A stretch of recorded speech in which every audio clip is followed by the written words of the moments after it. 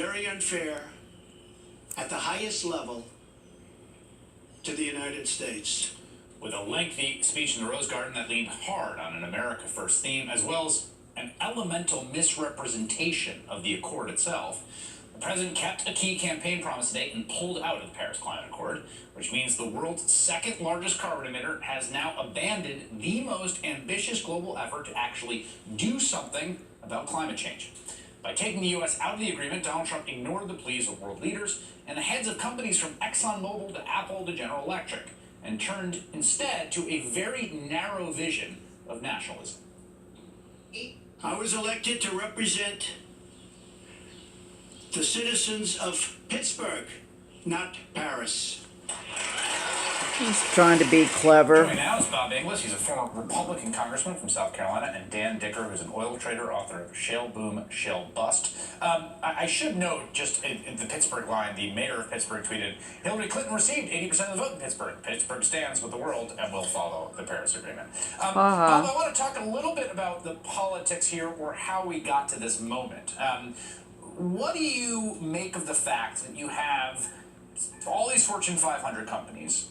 You've got Rex Tillerson, reportedly, the former head of Exxon, who's the Secretary of State in this own administration, saying there's no reason to leave this thing, and the president, 22 GOP senators, and some folks in the White House get him to pull out.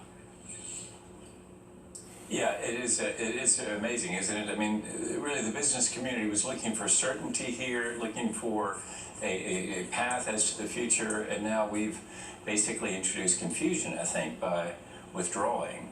So, but the thing that's startling to me too, Chris, is this language of grievance, as though the United States is somehow aggrieved, which is completely inconsistent with the idea that America is the most wealthy country in the world. Exactly. Yeah, you're right that basically the framework was that Paris was essentially an elaborate conspiracy by 190 plus other nations against the U.S. Exactly. solely. And part of that, Dan, was he was Trump making an argument paranoia. about fossil fuel extraction, energy production in the U.S., basically saying it is costing us all these things and it's screwing us uniquely. And you're someone who, and we're going to bring back coal if we get out of this. Right. You're someone who literally makes their living betting on what energy markets are doing. Right. What is the president's basic descriptive analysis correct? Well, no, it's wrong from a historical point of view. I mean, if I could draw a long arc of just energy production here in the United States, you know, we move in a progression from early in the century from wood to coal to oil, and then hopefully we're in the middle of a transition towards natural gas and ultimately renewables. I mean, nothing stops that kind of progress forward.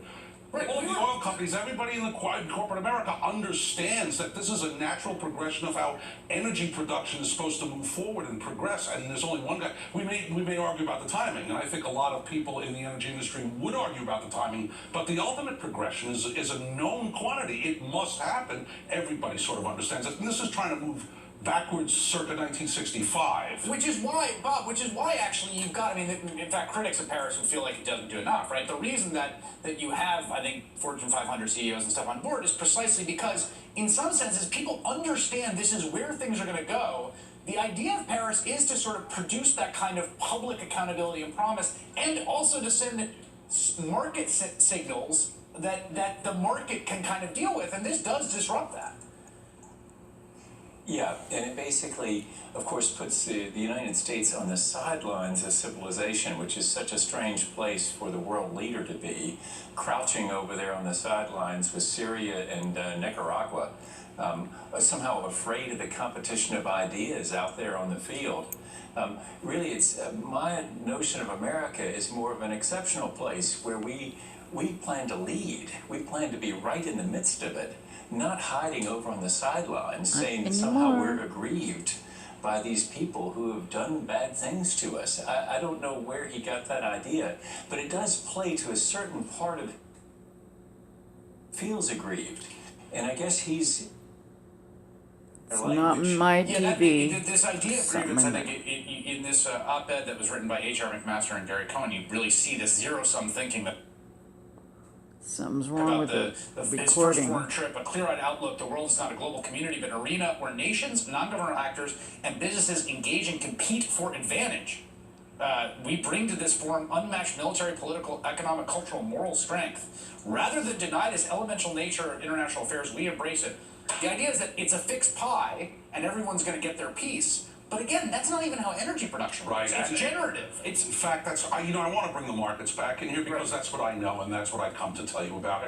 Look, there is a long-term issue about energy production here in the United States, and oil companies basically thought, and this is the reason why they're against pulling out from Paris, they really thought that coal was in their rearview mirror. We have had 3 straight years of enormous hydrocarbon gluts that have buried the oil markets in lower prices, have destroyed share value, have destroyed oil companies and the amount that they can spend finding new oil. And now the last thing that they need is a new competitor in a reverse look back, something they thought they had in their rearview mirror in coal, to continue to destroy this market share problem that they've had for the last few years. Now that the market looks like it's got a chance to turn around, this is the last thing that they want, which is why people like the CEO of Exxon send a personal letter to the president saying, please stay with the Paris Accord. That is fascinating. It also strikes me, Bob, that at one point he tallied all the possible lost jobs and he talked about coal, and there's nothing, he didn't tally anything on their side, which is that people in America build solar panels and install them and make windmills, and there's actually astonishing growth in just the labor job sector of that part of the economy, and you would think that would be something that Republicans who represent areas that are strong in that would be looking to protect. Yeah, you can understand why Senator McConnell, of course, would defend Kentucky coal, but you would think that representatives from places like Texas would be more into natural gas, like Dan is just talking about. And you'd also hope that rather than reading the studies that Steve Bannon was handing him, you might look, for example, at the Ernst & Young study just released this week by the Alliance for Market Solutions that shows a growth in GDP if we pursue this pricing of carbon dioxide. All right, Bob Inglis and Dan Dicker, thanks for joining us. So, there you Trump go. administration's secret efforts to ease Russian sanctions as soon as they took power. And up next, He looks pretty buddy-buddy with that guy. The president's efforts to keep the swamp alive and well in his own senior staff after this quick break. Good grief.